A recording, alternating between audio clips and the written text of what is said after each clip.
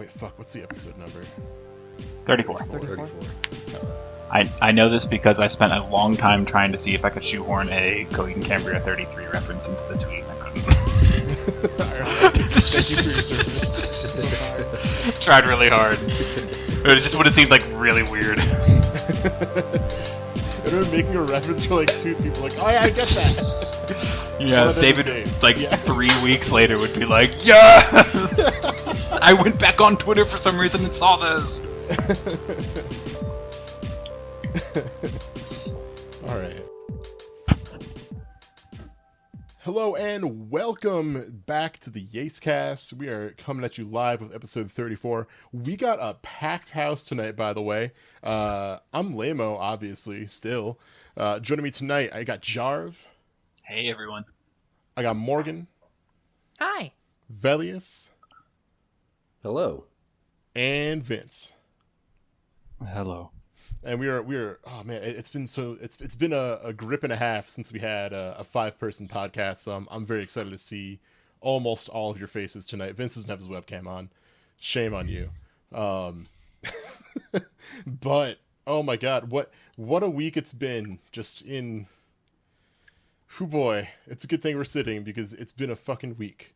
Man. Sorry, just so much has been happening, like, both in personal places, in, like, political spaces, and just everywhere. Things have been a-happening. But let's focus on some of the things we choose to have happen in our lives. What have you been playing, what have you been watching, etc.? I knocked over a box of Triscuits. Shit. Oh, damn, Jarv, Triscuits. Jarv, quick, pick up the I need to fix these Triscuits. All right. What have you been up So to? my favorite kind of Triscuit is the roasted garlic flavor. It's pretty decent without tasting too like Those are good. artificial. Mhm.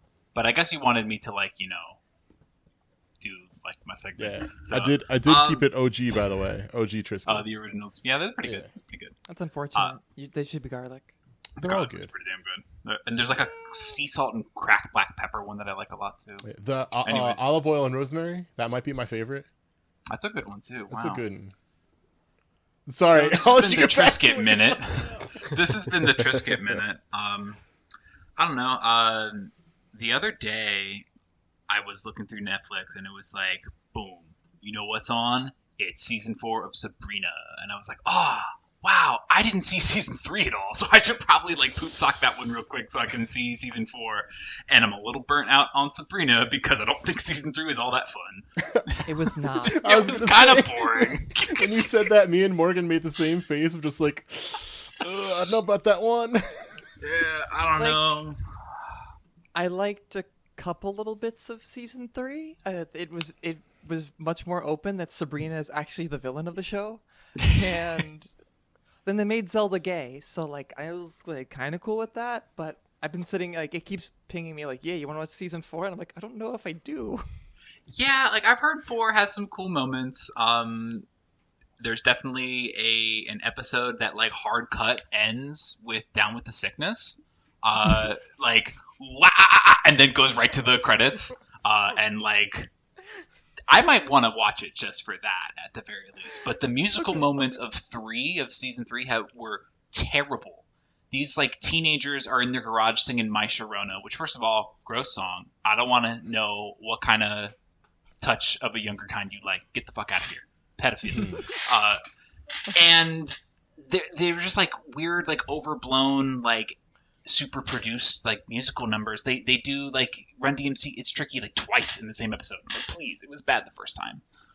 I'm not going to get into the plot of the show. It's Sabrina. There's witchy shit, and I don't know. It does the thing where every season has to be more super terrifying, or the climax of the season, whatever the big bad is, has to get so big and real every time. Then I'm like, where can 4 even go besides Eldritch Cthulhu kind of, which I think that's where it does go, some sort of the old ones are coming and are going to destroy the fabric of time. And I'm like, I'd rather just play Arkham Horror or something. I don't know. Yeah, the show didn't stick with me. I actually didn't end up finishing season 3. It's pretty hard to. I'm not gonna lie. Yeah. I will say, go for it. The final episode has some kind of neat time travel-y stuff. I don't know. I'm a sucker for time travel things, except for like Back to the Future. I've never seen Back to the Future. Don't crucify me for that one. Yeah, really. I don't know. It just wasn't like a cultural moment in my household, I guess, growing up.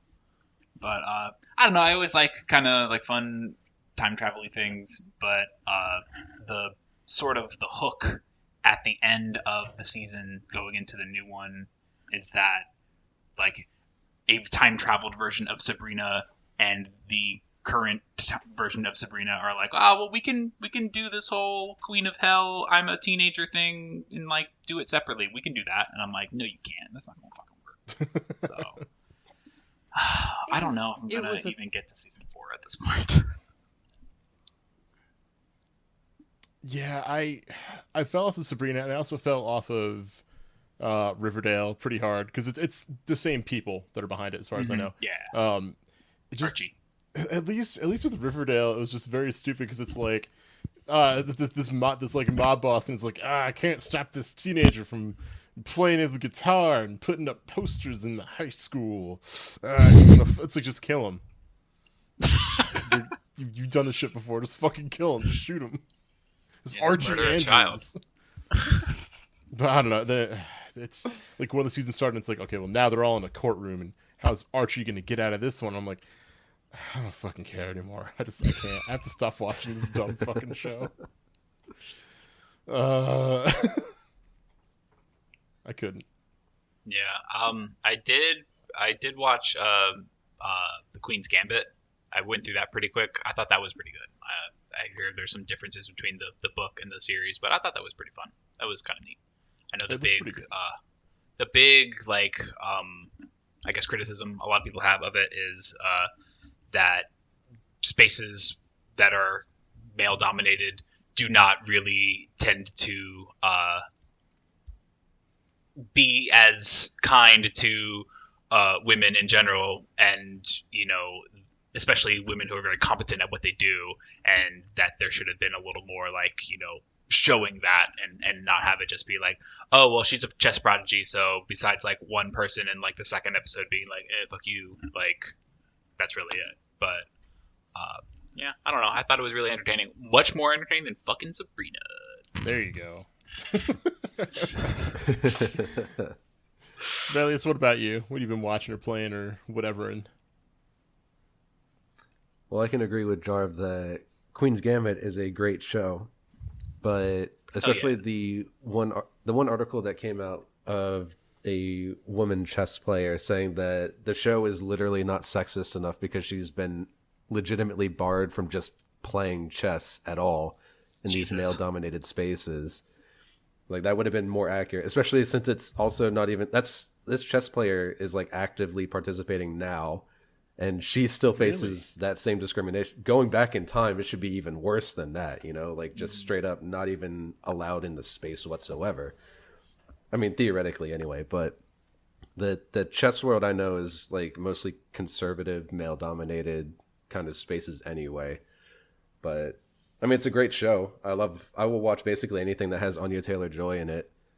I mean, she was really great in it, Yeah. I mean, she's a fantastic actress, and I've loved her ever since I saw The Witch for the first time. It's like, she's something special. I'm going to have to watch everything she ever shows up in, and I'm missing a few things, and I don't know if I'm going to be able to stomach the New Mutants. I might have to draw the line. Oh no. New Mutants. I don't know if I can do it. Like, we all have a tolerance limit, and I think New Mutants might be my Anya Taylor-Joy limit. Maybe. We'll see. But other than that, I've just been playing Max a Boost, because of course I have. Hey. Had like 2.5 hours that disappeared in a snap yesterday. Yeah, yesterday. Wasn't even like supposed to happen, but me and Heavy just got people together, got a room going, played for like 2.5 hours, and it just disappeared because that game is ridiculously fun and more people should play it. Play it, please. We need people to play with, please. Yeah, that's what's up. Please? Please. Like, pretty please? I'm literally begging on this podcast episode. Please play it. I gotta get back Like, to no it. one is- I need to pick a better suit, or not a better suit, but a suit that's not melee only. I need to learn how to shoot a gun. Definitely. And I mean, like, I've mostly just been playing back, so I mostly switch between Easy 8 because I like to troll, like I said last week. But I'm also practicing my Gunner Zaku a lot more. And also the, new Gundam is your good all around 3K suit. So I've been, just experimenting with that and really trying to get because one of the hardest things I feel about Gundam is getting the pacing down, getting your landings to be safe and not just completely out in the fucking open air where you can just get taken down in a split second. So I've also been watching a lot of replay footage too, of just basically everyone who played the set to see what it is that they're doing for movement, so I can try to pick up. Because with Easy 8, you just boost all the time. You're running all over the place. Mm-hmm. But with like Gunner Zaku and like full armor, sorry, and with like full armor Gundam, because that's another one that I play is full armor. You really need to get the timing of your boost down so that you're not just vulnerable all the time, trying to close the gap a bit. So I've really just been trying to work on that. That's basically what I've been doing. I'm not at work. Is just that and trying to catch up on my backlog to review films that have come out. And that's me. Nice. Hell. Vince, what do you got? Hello. I can see him. What we got is the camera I on. asked this. Hey. I asked this already knowing the answer from at least one of you. Y'all ever read Foucault? Who? What? Fuck yeah, I've read Foucault. You want to talk about Foucault, prison? History of Sexuality, Part 1, 2, and 3. It's a good book. It's a boring book about sex. It's not that boring. It is a dryly written book about sex with his title of Yeah, History of Sexuality. Come on. I wish that I knew a French better, because I wonder how different it is to read it in French. It's not much better. Anyway, a friend of mine was telling me about a bad book he read called The Righteous Mind. I don't know. The guy who wrote it seems like an idiot. It's all about like the guy thinks that conservatives consider more aspects of morality than liberals is like his basic thing. Oh no. Oh fuck. I hate this theory.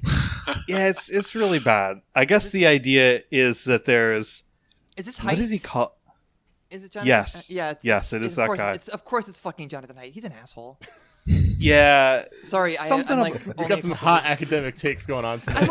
I'm only a couple I'm like 1 or 2 degrees of separation from him. I don't like him. So it's something about like... I can't remember the words he uses, but basically there are... It's like he harm says and there's fairness. like... Well, he says there's like 2 aspects to considering something moral, and like one is like it's tradition isn't the word that he uses, but it's just like it's kind of like one is there's like personal things to you. They're like, oh, like that's disgusting. It's just like sort of a cultural more, right? Mm-hmm. And then there's kind of like more like, natural law or deontological philosophy or whatever. And he's saying like, oh, like a liberal only considers these, philosophical ideas essentially. And, conservatives also consider these like cultural mores as like moral or ethical questions, which I guess is kind of true on the face of it, but also it's stupid. Anyway, he's also a really shitty reactionary politically, and tries to make a lot of excuses for like right. Yeah, he's really bad. This book is really bad. So my friend was telling me about it, and I was like, well, this is stupid because this and that. And we were just kind of complaining about this book together, and I started talking about Foucault and history of sexuality and power dynamics, and like. My man has clearly not read The History of Sexuality Part 1 because Foucault covers this very clearly. And so he was like, oh, I haven't read that. Let me go check my wife's library. She has a degree in whatever, so this is in her library. And I was like, of course it is. Okay. And then he started trying to talk to me about history of sexuality.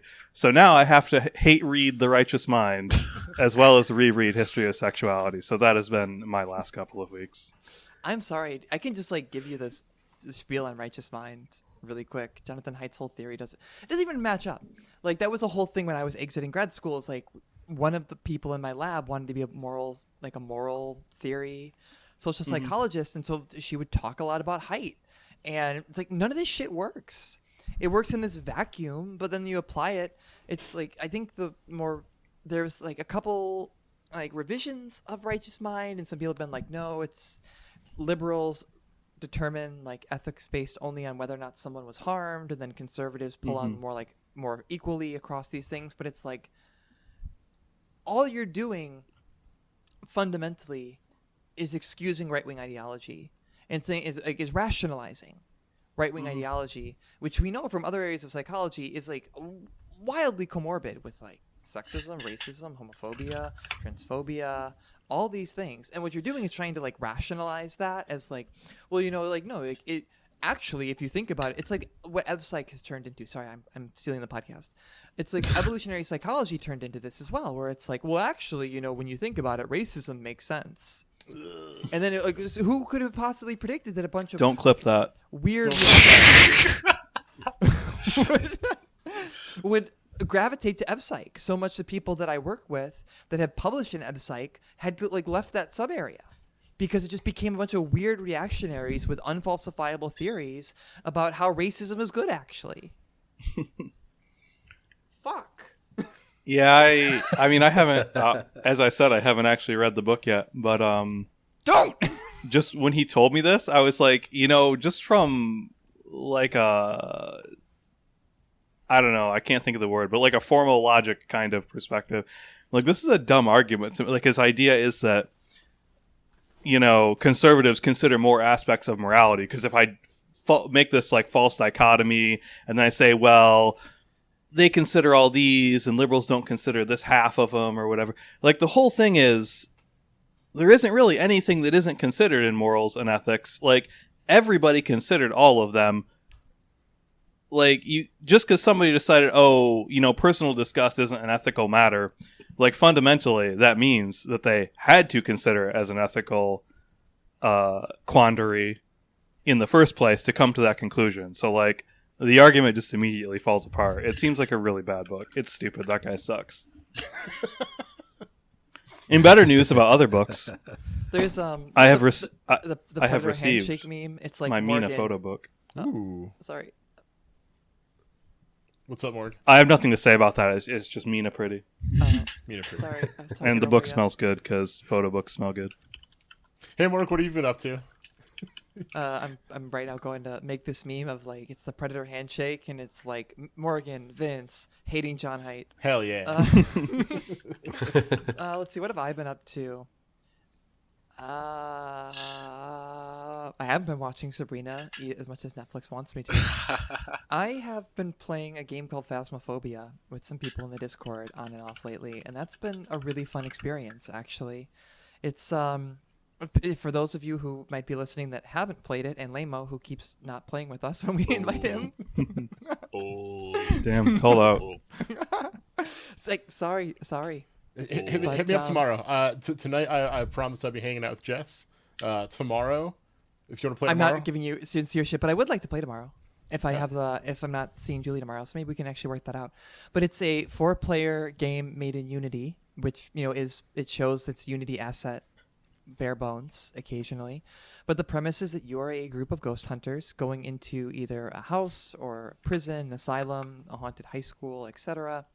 And your goal is to use stuff like the spirit box and the smudging sticks and all the stuff you see on those ghost hunter TV shows to gather evidence, identify what kind of ghost is haunting the place, and then get out before anyone dies. And it's a very interesting game in that individually, the components of it are not that scary. You know, the textures are kind of last gen. It doesn't have really outstanding lighting effects or anything. Even when you see the ghost in a vacuum, it's usually not that scary. It On one really hunt that we isn't. did, no, like, and one hunt that I did, it was like it didn't even move. It was like a kid with a doll head in basically T-posing. But there's something about the way all the elements come together that is incredible, especially when you don't really know how the game works. I was playing with friends of the pod and Rhett, Master Hooligans, and TK Shadow. And we go into this place. None of us have played before. We didn't even play the tutorial. And we're just like bumping around. And all of a sudden, my character, like, I see some fog, not knowing that's my character's frozen breath. All the doors shut. The lights start going on and off. Our flashlights are going ham. We all run to the door. The door is locked and we can't get out. And then in my flashlight that's now freaking out, I see this spooky visage of an old man run down the stairs, grab Gordon, and he dies. Oh my god. And I had no idea how any of that worked.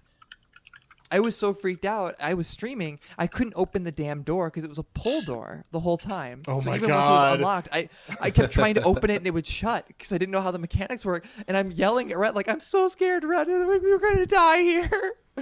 It's incredible. absolutely a game where it's like you're talking about. It's everything in a vacuum is not scary, but it's 100% something that is more than the sum of its parts.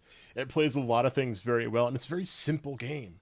There's not, there's no like crazy big effects or things like that. Everything is relatively simple, which I think is why it's so effective. Yeah, and it's engrossing. So by having the flashlight be a narrow cone of vision, generally the maps are very quiet. There isn't a lot of sound. So when you hear a door slam or you hear like the ghost breathe on you or something like that, you really hear it because the sounding and the lighting is so immersive. And I guess my biggest thought with it right now is how much of that game is going to stay enjoyable as I find out more about how it works. Because once you know more about the rules that you're playing with, you get to be a little bit more focused. You realize that, I noticed while playing with people in the Discord here over the weekend, we sit up and we're like, all right, well, two people grab thermometers and we're going to find the spot in the place that's cold because that's probably where the ghost is. And then we're going to set up the cameras and we have a whole system. We have a game plan now. Instead of kind of flailing and bumbling and then Rhett dying, 4 times or 3 times in one night. Damn, get bodied, Rhett. Rhett got absolutely bodied. It was unfortunate. So it's a really interesting game. I want to see where it goes to because I know they want to add a hospital map and an apartment map. Oh, terrifying. So I'm really excited to see how they continue to develop it and where it continues to go because there's something about this game right now that it just fucking rules. Hell and as I unlock more, at least right now, I've lost that sort of like everything is scary and I feel like I have more control. But it's also really good at leading you on and thinking that you have a little bit of control, and then all of a sudden you're alone in a cell block in this prison and all the doors start slamming and opening and closing and you start seeing your own breath and you realize that you're about to die. It's a really good game. Hell yeah. I need to play it Hell more. I played yeah. it a couple times earlier on, and I think there's been a couple like bug fixes too. Like I know there was a problem with using the walkie-talkie where it just would not pick up people's like players' voice. You couldn't like ask the ghost questions and stuff like that to get responses. But no, that's been fixed. If you haven't seen it, I do highly recommend watching Donkey's video on it on YouTube. He has like a 15-20 minute video of him playing it and just being absolutely dumb as shit, and it's hilarious. And that's what's so good about it. And like even the walkie-talkie bits, the one piece that I think heckin' rules is that when the ghost is hunting, so ordinarily you have local chat, which adds to the immersion. It's like yelling at somebody across the room. You have the walkie-talkies that are sort of your global chat, but then when the ghost starts hunting, they just turns to static. And so all of a sudden, you're talking to somebody, you're like, oh yeah, I'm in this room and like I found some dirty water, or I found a bone, or I found, some kind of clue or evidence for us. And then you're talking to your friend and suddenly it cuts out for a couple minutes and you're like, wow, somebody just got attacked and I don't know what's going on. It could even be me. I don't know. So it's cool. And also that the ghost is always listening to you. So there's a whole dynamic of walking around and you have a little like info sheet that tells you the name of the ghost. And if you go around and say its name, it might get pissed off at you. Just stuff like that. Really cool and very talk innovative mad stuff. shit about a fucking ghost. Talk We, stupid uh, ass we just- smack. Stupid ass fucking ghosts. You couldn't haunt me if you fucking tried. Stupid. We got one where I want to say the ghost name was Chris Gonzalez. and we were in this house, and so we had this whole lore of like we're Chris G's house. We're investigating ghosts at the FGTV house. Oh This my is like god! the end of the story of that guy who jumped on stage that year to challenge him.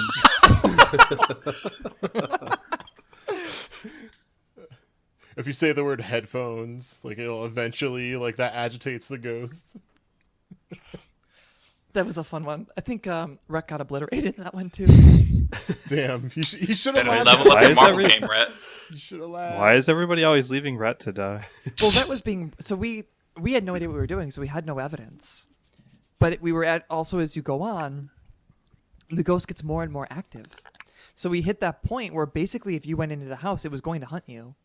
And Rhett decided to go in and be brave and try to get a photo of it so he could at least have something. And Y'all hit the listening enrage to mechanic. we hit the enrage timer, and Rhett went into the garage to try to turn off the car alarm because the ghost had fucked with it, and we never saw Rhett again. What does he care if the car alarm's going off? Rhett, it's not your house. It's cool. Just let that shit go. The ghost was in the garage. Yeah, We I at know. least figured that It out. was an obvious So- trap. Rhett kind Yeah, of fucked up. basically. I mean, Rhett, you knew what was happening there. That was like the person sitting there down backing you and you DP. It's like, I don't know what I thought was going to happen. Yeah. That's the worst feeling. That ghost was sitting down back in the car, waiting to flash kick you, and you jumped. You jumped into the garage. My takeaway there is it rules. It's a fun game. I think the little bit of the bummer of it is that it's hard to play on your own. It's way more fun with more people. So you want to get the friends together and having an organized group where you have a good dynamic and you're all joking and everything. Super fun. Yeah. But Get the paisans. Gather up your paisans. Bring them. Gotta collect the Go on a paisans. fun ghost hunt with your paisans. With all the bambinos. The ghost of Get the Dominic the Bambinos. donkey. Dominic, are you there? Oh no! Hey, you predicted that Dominic's coming back with a vengeance. No, From the monkey paw dead. curls. I do need to play that game some more. Let's see. Shit, what have I been up to? I've only had like half an hour to think about that. It's not been enough time. You've been playing Phantasmophobia. I could be playing some Fast and Oh, I've got a Lame-o's Final Fantasy XIV roleplay corner update. Oh? I made a friend. Aww. I made a friend. I made a roleplay friend. Is it ERP? Aw. No. Good. Well, oh, okay. We're okay. done here, folks. Shut hear it me down. out. It was in. I go to the ERP areas mainly just because I'm like, you know what, kind of. I hate to say with the idea of like a troll mentality, but more like I'm just like, I just want to see how cursed this shit is. Then I'm going in and it's just like, okay, everyone's just like, it's like a nightclub. I'm like, cool. I'm just gonna go slash dance next to some people and hang out. Someone DMs me and they're just like, oh, you're not role playing. Like, we're just like chatting. They've been talking for like an hour. And it's like, hey, like, so what have you been, you trying to pick up any hobbies during like the pandemic? Like, what have you been doing, et cetera, et cetera. This is it. This is it, man. I ended up convincing them to try and pick up knitting because that's something they always wanted to try, but that they Aw. never actually did. And I was like, hey, like, you got all this time. Like, I'm sure you'll be great at it. Just give it a shot. Sent me a friend request. We chat every once in a while. It's great. That's I sweet. made a dang old friend. Aw. Hell yeah. And I specifically Did I- bring that up too because one of my my real life friends was like, so I was listening to the YASEcast the other day. Heard about someone's Final Fantasy roleplay corner. I was like, oh ho ho, I will have an update for you. Ugh. So wait, you have. Wow, I don't know how I'd ever react to something like so. I was listening to your podcast, like, oh god. Yeah, there's definitely a little bit of that sometimes. I was like, what, you actually listen? Whoa, that's If crazy. someone ever says that to me, I'm going to be like, all right, I'm making a Patreon. Give me fucking $5 right now. Give me that shmoney. But yeah, no, Final Fantasy's been good. They just came out with new fucking content, and I'm mad because there's a new menu you can get, and it's a little tiny Stegosaurus, and it's fucking cute as shit. Aww. but getting it is going to be a pain. You have to do like this like high level crafting gathering stuff, and then you get like little tickets for essentially a scratch off ticket, and then it's like, okay, it's going to be one of these 5 like spots on it. I was like, man, just give me the fucking Stegosaurus. Just give me him. I want him. But I don't want to pay like 2 million gil on the market board, whatever it is. No, it's a scam. But you will. I won't. I'll think about it. Yes, you will. You will. I'm just gonna keep crafting. I got crafter brain. I'm gonna keep making that shit. That aside, okay. Have not started watching this yet, but I think today maybe there's a new series on Netflix called Lupin. It's a live action series. It is French. It looks cool as shit. I'm actually gonna start watching that once we get done with the podcast tonight. That sounds cool. You didn't bring up Bridgerton before, but Bridgerton's another new one that Netflix did. I don't really care about watching it, but okay. But one of the people on it is the voice actor for one of the characters in Shadowbringers. Ah, neat. And now I'm like, I just want to be able to put a face to the name and watch you talk and do things and be like, I know that cat boy. That's Grahatia right there. So it's been wild seeing that, and then it's like, all right, this is now bleeding over into my real life, into my non-video game life. Here we go. But yeah, I don't know. You should watch Daddy of Life. What's that? You should watch Daddy of Light. Oh, I have. That's a very good show. Nice. I was kind of just memeing, but that's cool. No, it's actually really good. It's based on someone's like real life story that like they had a blog and everything else about doing literally what happens in the show. Very, very sadly, not to be a bummer. I think I know what you're going with this. Yeah, the person who wrote that blog, kind of the main character in the show, their real life counterpart, very recently passed away, and Yoshi P, the producer of Final Fantasy 14. Yeah, for real. Yoshi P wrote up a very touching kind of memorial blog post about it. That's awesome. Real sad stuff. All right, so it's all checked in. Not gonna let those bad thoughts linger. We deal with enough of that shit during the fucking week. We're here for good times and good times only. Are we though? No, we're not here for good times and good times. We're here for good times, but not exclusively good times. We're here for real times. We're here for real times. I'm here for y'all. And the reality of the situation actually does kind of work into what our topic is this week. Because I was thinking about this kind of started thinking about arcades, but like, we have all this time to play these games at home. Or like, there are things you can't really play at home. And started thinking about rhythm games and things like that. And that kind of led us into thinking about arcade games and the games that we want to play in general that just don't kind of work in a home environment. And those are really the things I want to talk about. Like, once we can get out and go out and do all this shit, like what are the arcade games that you want to hit up really badly? And I'm going to start, actually, because I have one that I have been raring to talk about for the past couple of days. I got a feeling that's the same one I want to talk about. It's fucking skee-ball.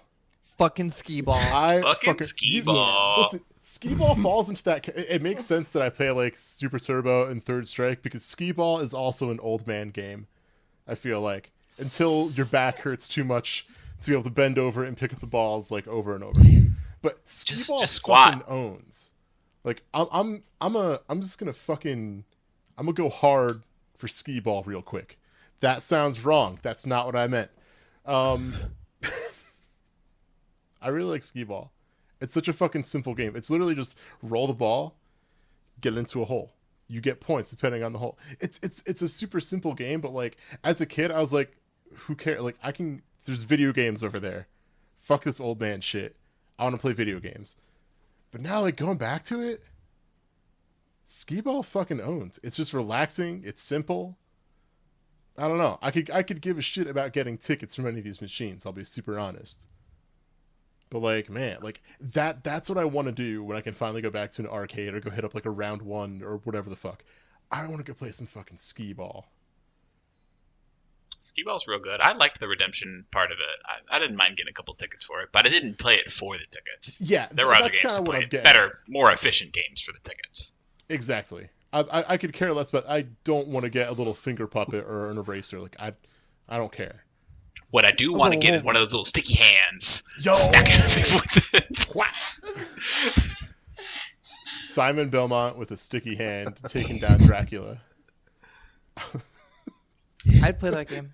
A sticky hand that's been blessed by the Pope. He just sticks it onto Dracula's head. And it's like, oh, it burns. I'm gonna be thinking about that for the rest of the show. Y'all have fun. I'm gonna be. We all are. I'm gonna be in Dracula Land. I'm gonna be in Drax Castle. Simon Belmont in the upside down castle, just smacking the shit out of Dracula with the Pope's sticky hand. Yeah, but it'd be like real gross and dirty by the end of it, though. What's that? Yeah, you gotta. Like he's smacking the skeletons and everything. Like it'd be dirty by the end Oh, of it. It'd be gross. that's why he's got the holy water to wash that shit. Because he had to wash it in order to make it sticky again. So, what before we get any further down this rabbit hole, what are the games that y'all are like itching to play that you can't play at home? You know, I it's a break from the arcade perspective, but a game that I'm itching to play that I can't play. I can play at home, but it's not the same. I really miss tabletop RPGs. Like the experience of being with people and like ordering food, where it's like it feels like more of a social event than anything else. Like I really miss that. I also miss skee-ball. Mostly skee-ball. Skee-ball can be a social game because they always got like fucking 10 of them in a row. Yeah. They're expecting people to just line up and play. Yeah. Oh, to be with the homies, just 10 deep on a skee-ball, on a row of skee-ball machines. Yeah, You gotta like all line it up so it's like 1, 2, 3, 4. Like you all just like sequentially shoot your shot.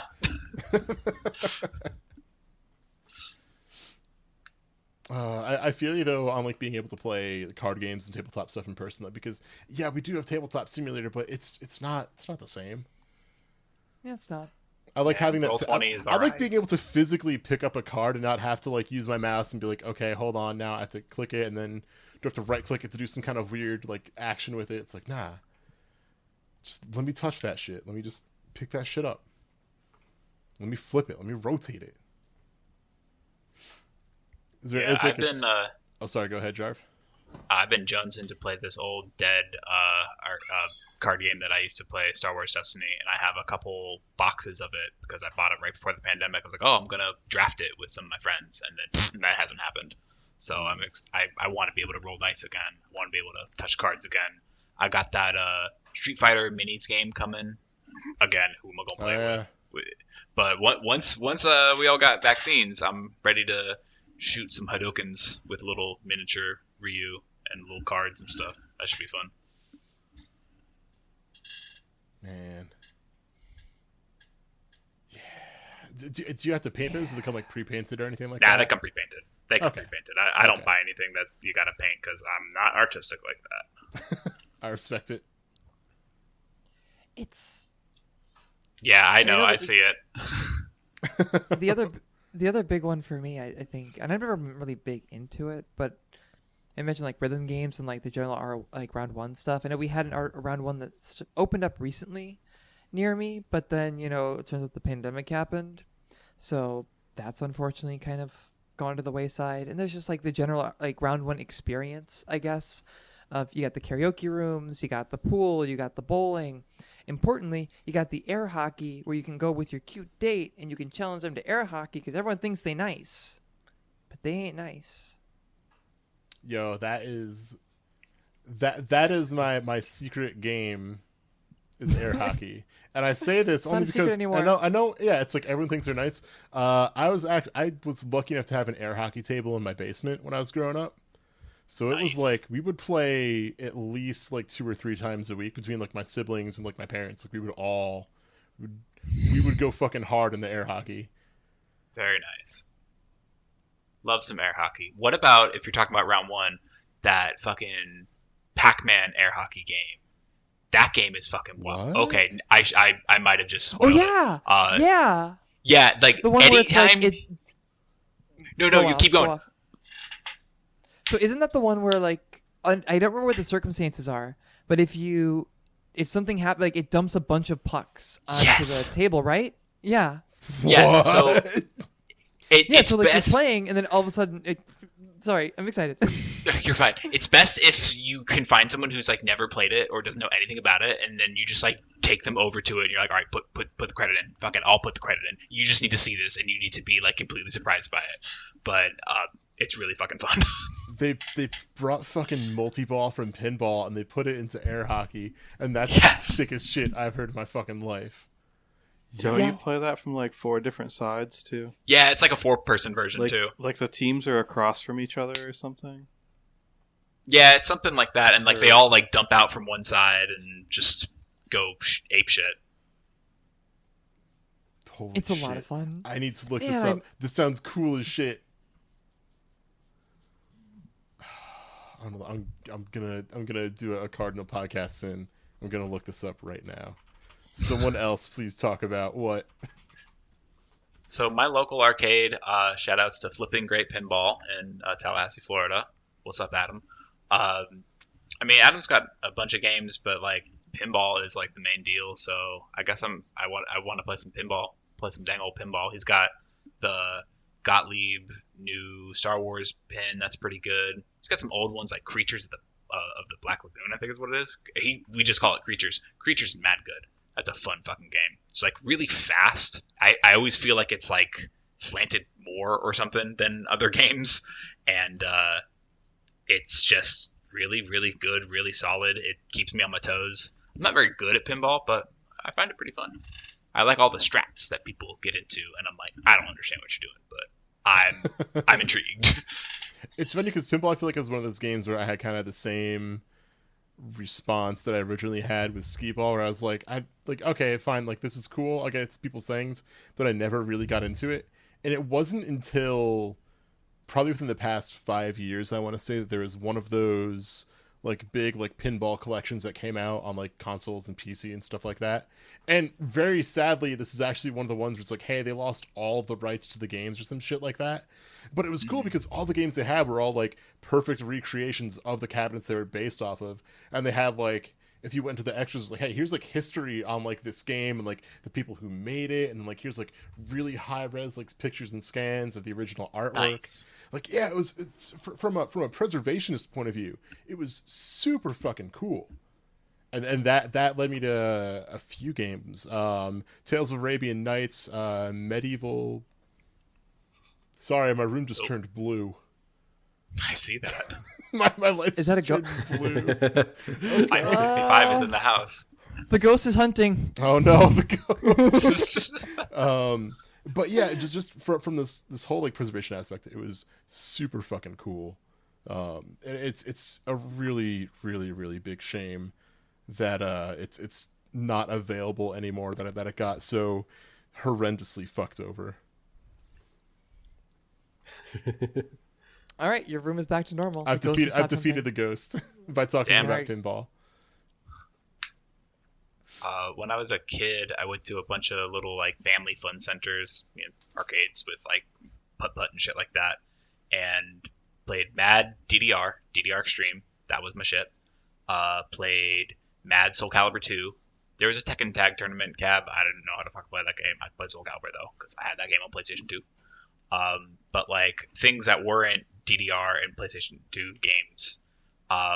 What was y'all ever play the skateboarding game with like, Yeah. I think it was like Pennywise or something as a soundtrack for like the entire thing, or like What? The one where you're like Yeah. standing on a skateboard and you got to do the Yeah. Oh, that one? yeah, I think it was pretty fun. yeah. I played that. Then there was also like a snowboarding one. I never played Yeah. the snowboarding one. I played the skiing one. Skiing was all right. Oh, I never played that one. I didn't know that existed. Oh, yeah. I think I That's played the wild. skiing one. I don't know. I feel like the more that we talk about it, the less I miss individual games and more I miss the idea of like the atmosphere of an arcade, of like being around and able to like do like enjoy something with other people. I even miss going to the movies. I hated going to the movies. I do Mostly hate because those. the only time I go to the movies is to see anime releases, and I'd be like, man, I don't want to be here right now. I drove how many hours for this? They should bring back theaters with individual soundproof boxes added. I only drove God. 8 hours to see the Love Life movie once. Yo, damn. One time too many. 8 hours each way. And no, it was like 5 hours each way. No, it was like 10 hours total round trip from Gainesville to Fort Lauderdale. Oof. I drove the entire length of Florida to see the Love Live movie. Florida's too big. They should break that shit up. Yeah, it's fucked up. Conquer Not as Public fucked up when. It's fucked up, but not as fucked up as the Love Live movie. That went places. Damn. The lore gets very deep. Were people acting out of pocket at the Love Live movie? Actually, yes. I'm not surprised. That's the Yeah, same I'm not experience I've surprised had either. with going to see anime in theaters. Like, it's one thing when you go to see the anime in theater, but going to see Love Live in theaters, different experience, much gayer, and, you know, like, two girls look at each other and you hear everyone in the theater go like, oh, like it's fucking third grade. I almost saw Promare in theaters, but then I didn't because I was going to the gym instead. So, because I'm a jock. I was gonna go see that anime movie in theaters, but then I went to the gym. Promare was really good. It was really Yeah, good. I heard it's pretty good. It was like genuinely very good. It was. Wait, that was what is it also called? the bad anime movie experience I had though seeing in theaters, where the people behind me would not shut up. They were trying to add their own fucking commentary onto the movie, and I literally had to turn and yell, "Will you please shut the fuck up for 5 seconds?" Because they were right behind us. And then Morgan, what is that movie called? 5 people I knew from like college and just like out like just around town were like, "Oh yeah, I thought that was you." Like middle of the movie, tell those kids to shut the fuck up. There's something about anime movies that just like brings out a viewership that is absolutely built different. I was seeing the second Heaven's Feel movie, or was it the first one? It was one of the two of the Fate Stay Night Heaven's Feel movies with a friend of mine, and as happens in Florida, the power went out in the theater. And while this one character who has a plotline where she's being abused by her adopted brother was on screen, power goes out, and someone yells out, "This is why you're abused!" And Oh my everyone in the God. theater just it was a mix of groans and just a very awkward silence as we all sat in the dark and thought about it for a while. Yo, you Yikes. beat the shit out of that Big person. yikes. They're not Yeah. gonna know the Big power's Deserves out. it. I mean, they'll know They'll they're never getting know the who shit it beat out of was. them, but they'll know that much. Vince or Vel, what are you guys itching to play or itching to go and do once we're out of here? I just want to play You Beat again, but they don't have that at round 1, so I can't even go do that. Oh no! Oh no. I gotta like buy a cab. Yeah, buy the solo cab. which- I mean, it's not like the worst thing in the world, but I mean, getting it into my house is gonna be an adventure. And then once you do that, it's like the slippery slope of like, well, I've already got one arcade cat. Like I could get something else. Well, I've already. I mean, I guess I don't have a cab, but I've already purchased a CPS3 in my life, so like that seal is already broken. All right, valid. Yeah. Other than that, like, I don't know. I guess like concerts would be okay. Valid. I used to go to those a lot, but those don't exist anymore. I had tickets to see Bad Religion and Alkaline Trio back in April of last year, Damn. like right after the pandemic hit. Man, fucking no bands ever come through to work. I mean, granted, I live in South Dakota. It's like surprisingly not as active as you would think for shows compared to LA and DC. But you know, is what it is. Yeah, I moved to LA partly with the thought that like, like a bunch of like friends, sort of friends. I guess like friends is a strong word, but people I kind of know at least have bands that they like live out here and play. I'm like, oh, I could go see them all the time. Like K-pop shows, like they typically play, New York, LA, Chicago, and then go home. Yeah. Like I can go to those, and then like, wrong time to go for that. It's a bummer. It's honestly one of the reasons why I'm looking forward to moving to Chicago in the future. just because I'm like, oh, I could go and do things. Things come to Chicago. Fucking nothing comes to Sioux Falls. I was amazed that Beach House. I want to go see Bathhouse. that Beach House came through a couple years ago and played a show, which ended up being like one of my favorite shows of all time. But like, yeah, that shit's like once in a fucking blue moon. If you're not into country out here, or like just the buddiest butt rock, like, slim pickings. I'm here for butt rock. I'm so here for butt rock. Are you gonna come out to fucking come to a Skillet show when they're back? I don't know if I like butt rock that much. Yeah, there are multiple billboards saying, "Hey, Skillet's gonna be playing at the Premier Center. Woo! 3 shows or whatever." It's like, Oh my god, Wow, the 3 whole shows. weekend. 3 shows. Whole weekend of Skillet. You want to skill That's out, like when bro? That's like when Less Than Jake would come back to Gainesville.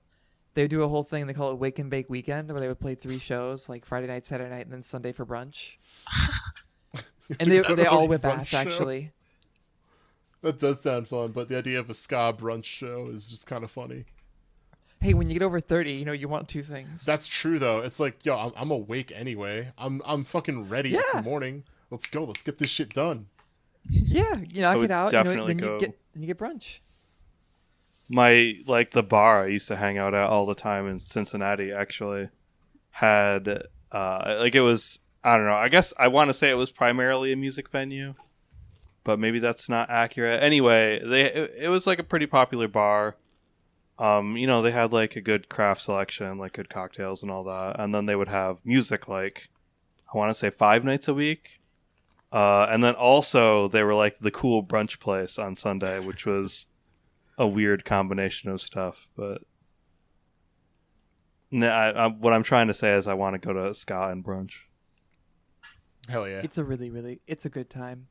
Let's see, I keep having this thought because there was also a music festival called The Fest when I lived in Gainesville. It was a big, basically South by Southwest, but for punk music. And I went every year because I lived there anyway. And I would do some shit for an Elway concert at this point in my life. I want that Colorado beardcore. If you haven't listened to Elway, you should go listen to Elway. It's music for the soul, and it's honestly like surprisingly the band that, like, if they were coming through, I would probably be the most excited about. There's something about the way their music hits. Hell yeah. Hell yeah. I missed Propaganda at Fest to go see Elway. Damn. All right. I skipped that's also because praise. Propaganda was playing 2 sets, so I still saw their okay. set. But in Elway, it was an all request show. And of all the years I went to Fest, all the bands I saw at Fest, I saw The Descendants, I saw so many bands. I think all in all, my favorite set that I ever saw was Elway all request, because you only saw the people there. Everyone else was going to see Propaganda.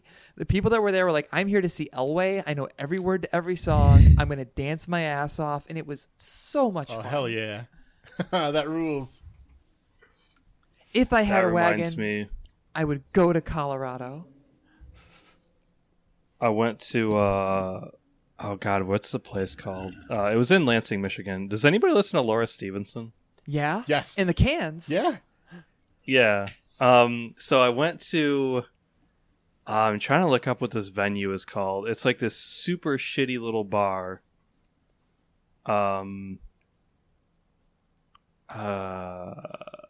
God, whatever. It's very, very tiny.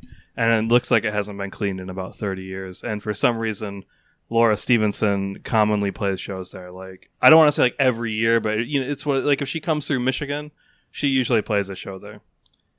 And she had just had a new album come out at the time. And so me and my friend Joe went out there to see her. And somebody in the band had gotten sick. Because somehow they were going to play a band show in this place, which was already wild. But somebody had gotten sick. And it was like, not just like sick, but like, you have to go to the hospital or you might die sick. Oh, fuck. It's like sick. And so the rest of the band, like, drove that dude home to New York. Damn. And Laura Stevenson just continued the tour solo.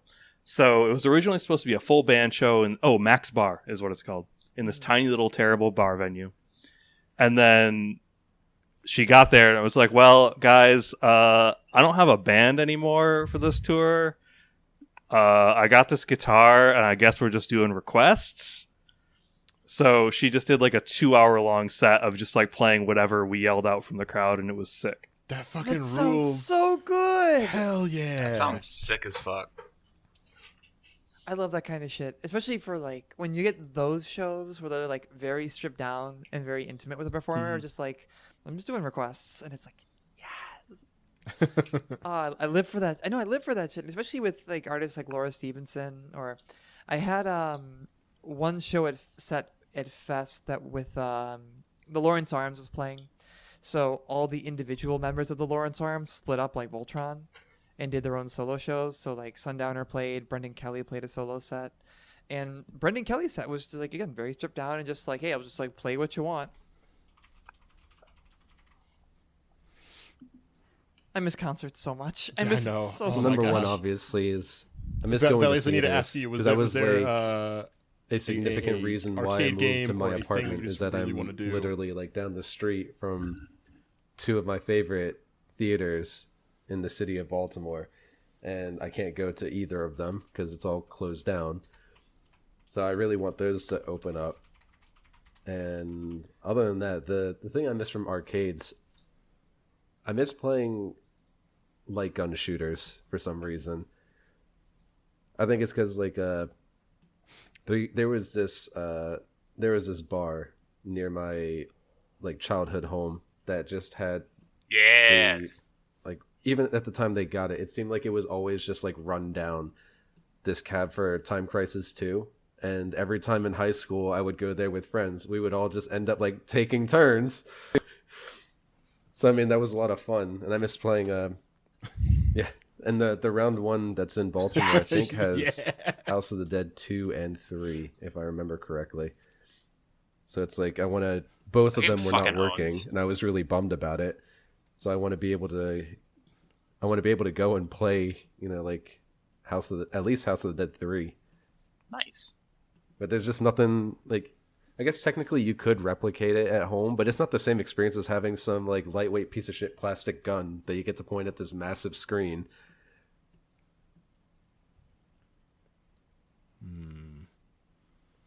The one at the bar, yeah, they actually did. And I think that's why all of us played there.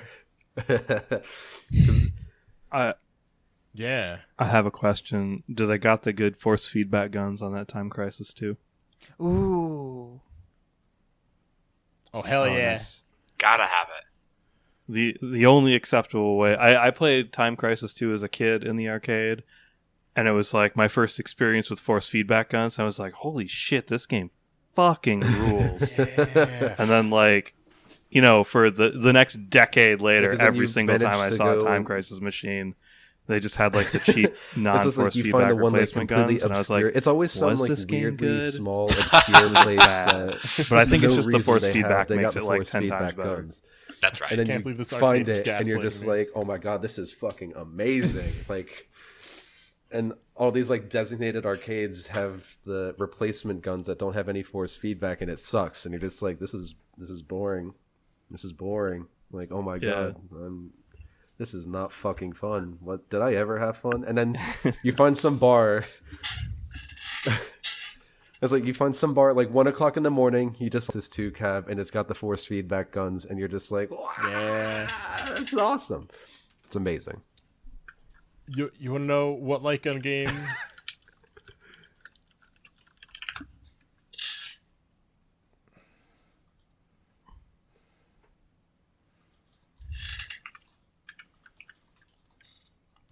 you start blasting. Yeah, apparently nobody really repairs those things, or I mean, if they do, like they're hard to get a hold of. Because Probably I much know easier. somebody with a pair of original Time Crisis 2 force feedback guns laying in the back in storage. And I asked him, like, hey man, like, why don't you have these on the Time Crisis cab, bro? Like, those things are sick. And he told me, like, they're just, like, the force feedback function on them broke, and he can't find anybody to repair them. I was gonna say, yeah, it's probably much easier to replace them than try and repair them, and who knows what even kind of weird ass parts they use. But you know, like on game, Yeah, I'm sure there's like one guy in Japan or something that still works on those. I need to sneak this in real quick because we're talking about like on games. We got to talk about Point Blank. I'm getting all my fucking names wrong. Point Blank fucking rules. There's at least 2. I want to say maybe 3 of them. If you haven't played it before, it's essentially a whole. The game is all just like light gun mini games. That's all it is, and it fucking rules. Oh, There's that sounds so great. much of it. Have closest any thing I of can y'all think played of is the Point Blank games at all?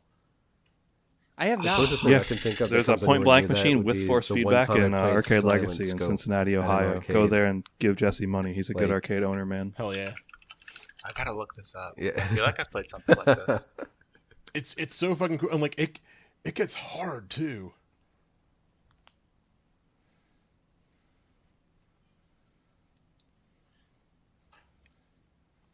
Oh, Now yeah, we this played Metal Gear That's for a real real.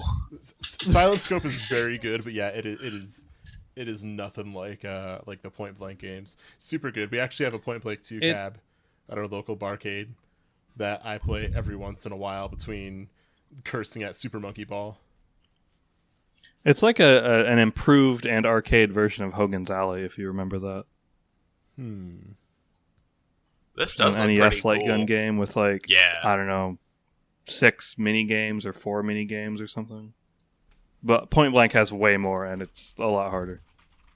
Damn, there was an arcade in Jacksonville Beach whenever I was going to high school that had a Quick and Crash machine, and that game fucking owns because it's like the little cup, and it's like an actual physical cup. I'd only ever played Quick and Crash as a mini game on Time Crisis 2 for the PlayStation 2, which I used to train up to 1cc Time Crisis 2 at my local arcade in Pittsburgh whenever I was a kid. So I'm like, I go to this place and I'm like, there's a real fucking physical cup to shoot, and it actually explodes. It comes back together and comes back up. Fucking madness. Quick and Crash. That's tight. That's tight as fuck. Gonna have to give us It's just like a Patreon shooting money if you gallery want game. We're the- just like, want the visual it knows element. whenever you have the gun like pointed away, and then it's like action. You just gotta. It's still cool. It's still cool shit, though. A lot of visuals for this podcast. Yeah, a lot.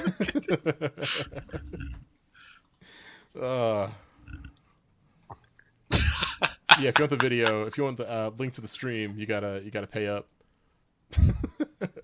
But that is I think all the time we have for tonight. So a good idea to end while we're talking about paying us money. No, thank you so much for joining us, listening to the podcast. As always, this is episode number 34. I'd like to thank all of my beautiful guests tonight: Jarv, Morgan, Vince, and Velius. Thank you all so much for being on. Where can the people find you? Starting with you, Jarv. Here. Yeah, do it up. All right, at JarvDog DAWG on Twitter, at YASeWorld for the Twitter account for the Yase World, Yase.world to get to the Discord because we chill there sometimes. We hang out, we have a good time. Yeah, We play Phasmophobia. we play Phasmophobia. We play Third Strike. I played some Third Strike last night a little bit, and I'm like, yeah, Third Strike. All I was thinking about this morning at work was, yeah, Third Strike, doing cool Makoto shit. Hey, I mean, sometimes we find people to just get like jam on some random games. Battlefront 2 is free right now. I want to play that with some people. Or like we were talking about playing like COD. I don't know what the new COD's called. Cold War. Warzone. Yeah. I think we're talking about doing Warzone Battle Royale, what the hell it was. Yeah, that's a good point. We play a bunch of games. Come on, play some games with us. It's a good time. It's Call of Duty Black Ops Cold War Warzone. Damn, I'm That's not so playing that dumb. game. It's just too much. Warzone zone. Just fucking terrible. I'm mouthfeel. only like somewhat joking. That sounds like an Arxis title. It really does. We should get back into playing Half-Life 1 Deathmatch on weird Yes, fucking we maps. should. There was like a week we did that, and I'm gonna be honest, that shit fucking owned. I still think about that a whole lot. That was a We good should week. do it. Hell yeah. Well, maybe we'll set up something for that Half-Life this 1. weekend. We'll see. Morgan, where can the people find you? You can find me on Twitter and Twitch at Morganization13. I've been streaming my efforts to play Getting Over It with, what's his name? Bennett Fobby or whatever. Bennett Foddy. Yeah, Getting Over It with Bennett Foddy, which has been a journey of self-discovery, to say the least. That'll probably be a thing I talk about next week. Every time I hear that game name, I always think of Mark Echo's Getting Up for some reason. Mark echoes Getting Over It with Mark Foddy. Don't feel bad Bennett because, Foddy. because the thing that came to mind was Getting Over It with Tony Bennett, and I'm like, no, that's not. That's No. not the name. Incorrect. I kind of want to make that like an image, though. Vince, where can the people find you? You can I am on look Twitter me up at Twitter at snooze2718. _Velius, on Twitch at Velius. I don't know what else to say. See me in Third Strike, I guess. That's the one. Velius, what about you? Where can the people find you?